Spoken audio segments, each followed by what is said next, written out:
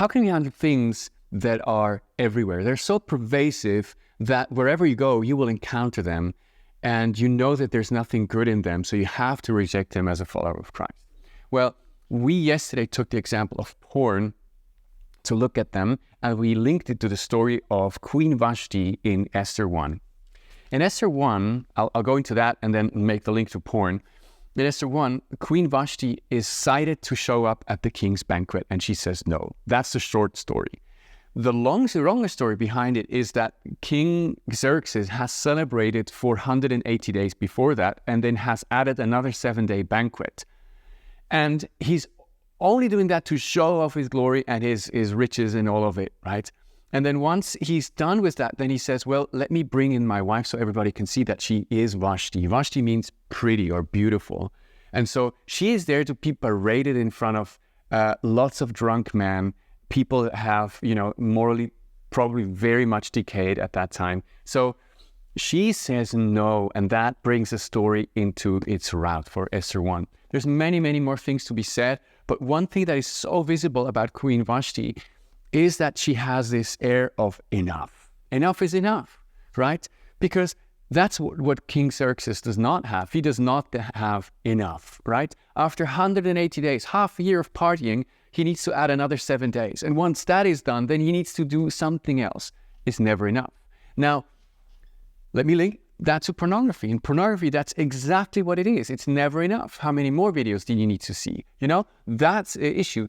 That also is part of in our culture, right? It could also be, working as like a workaholic. When is it enough? When can you actually close the laptop? Is it at 8? Is it at 10? Is it at midnight? Right? So putting a stop button there and say enough.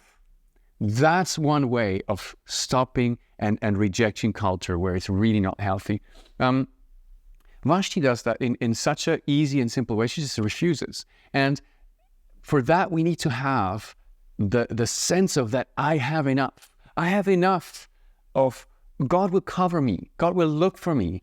And if you can have that, if you can recharge yourself in beauty and in God, you can respond better to this, there's never enough. Second thing that is visible in the story is that Vashti does know who she is. Historically, when this party prolonged, the men would send their women away, and this is what it says, the women were celebrating somewhere else, because it was time for the concubines. It was time for the dancers. It was time for lower levels of entertainment, so to say. And Queen Vashti says, I'm not one of your dancers. I'm not one of your girls. I'm not one of your strippers. I'm not going to be that girl. And you only do that if you really know your value.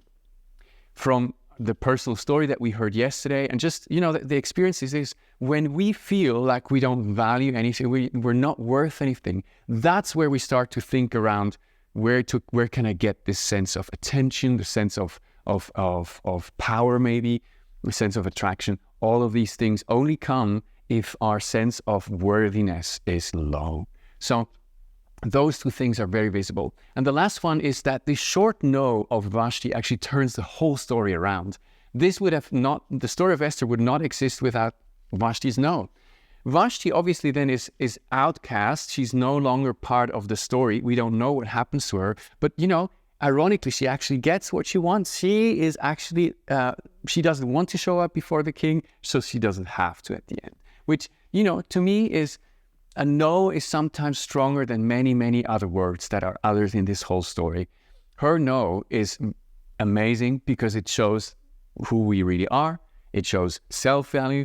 It shows a spirit of I have enough, and no's are sometimes stronger than anything else.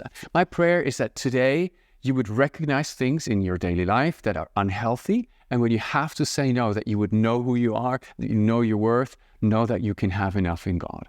God bless you guys. Have a wonderful day. Oh, by the way, if you want to look at the sermon, I highly, recommend also listening to the personal story beforehand. All right.